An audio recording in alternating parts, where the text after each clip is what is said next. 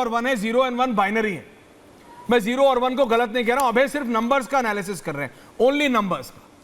हर्षवर्धन जी graphics, Bhati जी आ रहा हूं, शहजाद जी आ रहा हूं। देखिए ऐश्वर्य, मुझे लगता है कि जो अभय बता रहे हैं उसको अगर ध्यान से देखें तो कोई भी व्यक्ति, और चूंकि मैं भी देश के अलग अलग हिस्सों में गया इन चुनावों के दौरान, आप भी गए होंगे, सारे ही लोग, जितने लोग इस पैनल में दिख रहे हैं, कुछ लोग अपने आसपास रहे होंगे, कुछ लोग देश भर में गए होंगे। एक बात बड़ी साफ दिख रही है कि नरेंद्र मोदी और भारतीय जनता पार्टी के सामने ये जो गठजोड़ है ये मजबूरी में बना, अपने अंतर विरोधों के साथ बना।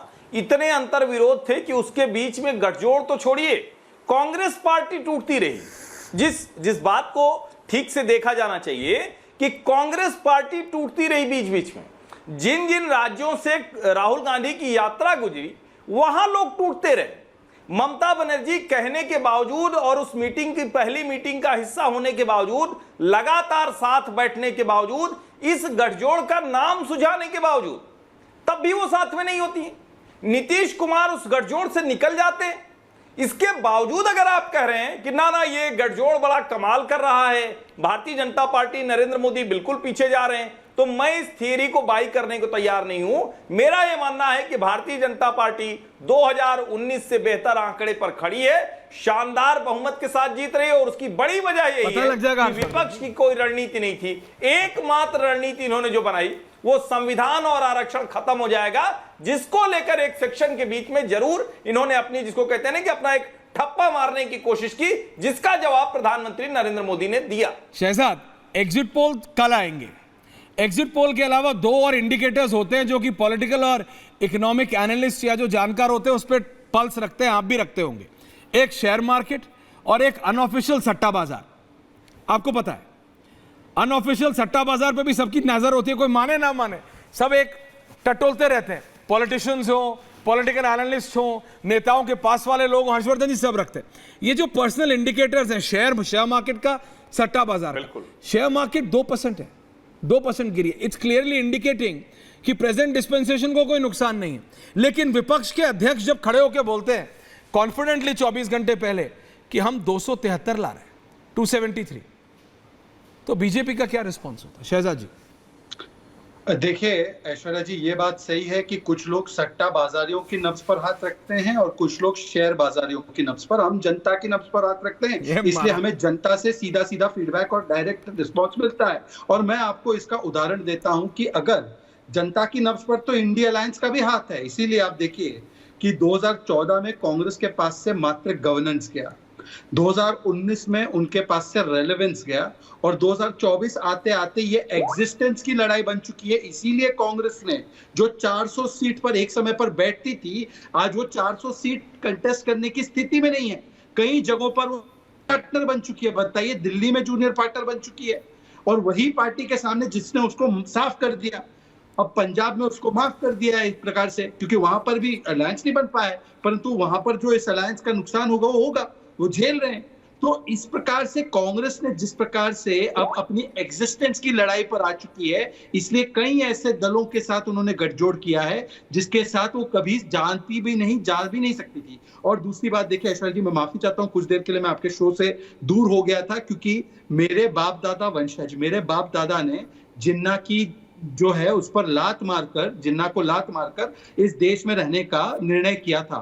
तो मुझे उन लोगों से सर्टिफिकेट नहीं चाहिए जो अपने दादा को तो पारसी बताते हैं और फिर कोई कौल ब्राह्मण बताते थे अपने आप को। तो ऐसे व्यक्तियों के लिए जिनको कहां से उनका गोत्र है नहीं पता हो, कम से कम उनके सर्टिफिकेट की आवश्यकता नहीं है। मुझे उम्मीद है कि आगे से ऐसे सड़क छाप लोगों से I don't expect this comment coming from Ratnakar ji. मेरे को लगता है रत्नाकर जी को नहीं देना चाहिए था इस तरह का। नहीं, वो हर बार करते हैं, पर्सनल नहीं करना, पहली बार नहीं, वो हर बार करते हैं। आपसे कुछ 1-2 लोग हैं, मैं आपको बता रहा हूं, 1-2 लोग हैं, उनको आपसे इतना असीम प्रेम भाव है।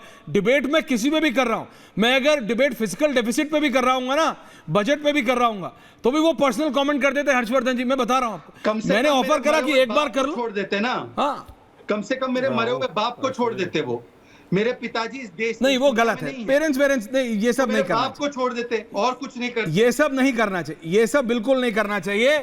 और मैं भाटी जी आपके पास आ रहा हूं, भाटी जी इन स्टूडियो, अभय जी मैं आ रहा हूं, पंकज जी का ऑडियो ठीक हो गया, अभय को मिले। भाटी जी देखिए, बहुत सारी चीजें होती हैं, शेयर मार्केट हो, सट्टा बाजार हो, ग्राफिक्स लाओ भाटी जी के साथ, ये सारे इंडिकेटर्स होते हैं, है ना। शहजाद ने उस पर मेरे को पलटा मारने के लिए बोला, भाई हमारा तो जनता पे पल्स है, तो हर नेता का जनता के ऊपर पकड़ होता है, लेकिन ये इंडिकेटर होते हैं, आज से नहीं है, बहुत पहले से।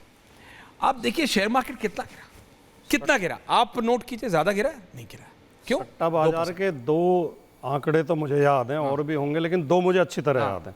8-9 है देश में जो 2022 में विधानसभा चुनाव में उत्तर प्रदेश में सट्टा बाजार हमारी सरकार बनवा रहा था। हाँ। हमारे मतलब भाव के हिसाब से हमारी सरकार बन रही थी। अभी पीछे जो चुनाव हुए राजस्थान में कांग्रेस की सरकार बनवा रहा था सट्टा बाजार। तो ये सट्टा बाजार के ऊपर हम ये निर्णय करें, लेकिन भाई शहजाद पूनावाला ने एक बहुत महत्वपूर्ण बात कही, मार्केट की कर रहा था कैसे, और मैं उनकी बात का बहुत समर्थन करता हूँ।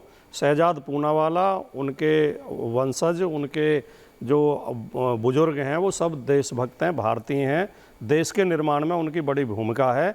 लेकिन मैं शहजाद भाई से इतना निवेदन जरूर करना चाहूँगा विनम्रता के साथ कि ऐसे ही 20 करोड़ लोग और हैं जिन्होंने जिन्ना को ठुकरा दिया था, जिन्ना को ठुकरा के जो भारत में रुक गए थे, उन्हें आपकी पार्टी के लोग जिन्नावादी कहते हैं और समय समय पर कहते रहते हैं पाकिस्तान चले जाओ, उन्हें देशद्रोही बताते हैं, आतंकवादी बताते हैं। आपको उस समय भी पीड़ा होनी चाहिए, केवल व्यक्तिगत आपको अपने ऊपर कमेंट करने पर पीड़ा हुई, आपको उस पूरे समुदाय जो देशभक्त समुदाय है, जिसने देश की आज़ादी में खून बहाया, कुर्बानियाँ दी, उन्हें जब आपकी पार्टी के लोग गद्दार कहते हैं, आपको उस समय भी ऑब्जेक्शन करना चाहिए। पंकज शर्मा जी, अच्छा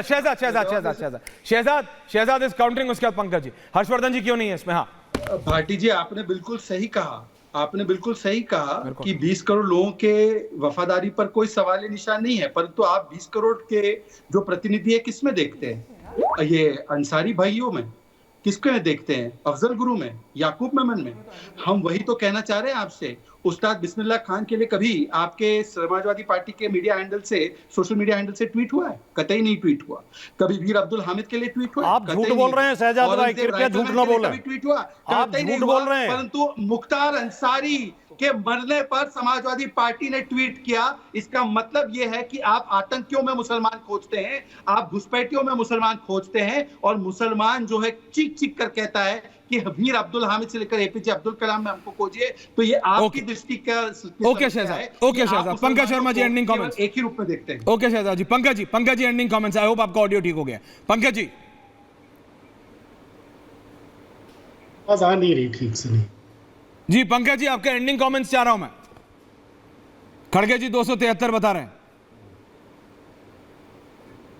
समूह को स्पष्ट बहुमत, सारे राजनीतिक दलों को इंडिया समूह के स्पष्ट बहुमत मिल रहा है सरकार बनाने के लिए, और इंडिया समूह स्पष्ट बहुमत मिलने के साथ ही सरकार बनाएगा। ये भी मैं आपको बता देता हूँ। ओके, अगर इंडिया समूह को स्पष्ट बहुमत नहीं मिलेगा तो हो सकता है कि इंडिया समूह सरकार बनाने का दावा पेश ना करे, चूंकि इंडिया समूह को राजनीतिक किसके कितने नंबर आते हैं सर देख लेता हूं, ये ऑडियो का ठीक कराना पड़ेगा, मैं माफी चाहता हूं। हर्षवर्धन जी एंडिंग कमेंट्स। हर्षवर्धन जी एंडिंग कमेंट्स। देखिए ऐश्वर्य जी, मुझे लगता है कि देश में जिस तरह का वातावरण रहा, प्रधानमंत्री नरेंद्र मोदी ने जिस तरह की कैंपेन चलाई, उसमें विपक्ष के पास कोई एक जिसको कहते हैं ना कि सधा हुआ नैरेटिव नहीं था, और इन्होंने तैयारी करने में बहुत देर कर दी। चुनाव एकदम जब बीच में आ गया तब जाकर गठजोड़ हुए, और उसकी वजह से जनता कोई रुख इनके पक्ष में नहीं बना सकी। और जो सबसे बड़ी चीज, नरेंद्र मोदी की सरकार के खिलाफ कोई ऐसा एक जिसको कहते हैं ना कि मोदी सरकार ने ये बहुत गलत कर दिया, ऐसा कोई नैरेटिव नहीं खड़ा कर पाई। ऐसा कोई नैरेटिव